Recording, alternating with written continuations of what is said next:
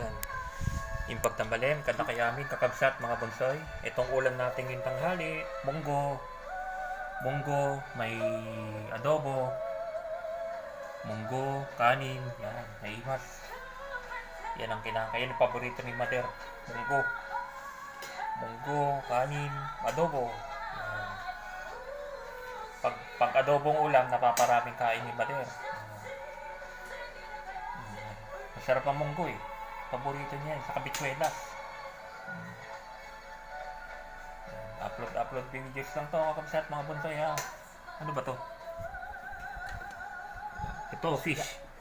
Yan, may fish pala. Kumain ka ng fish ma.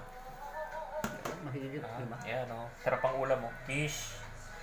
Siyempre may munggo, adobo, partner, Sabihin mo, hindi mahilig sa mga kanin. Ito, hindi mahilig si mama dito sa ako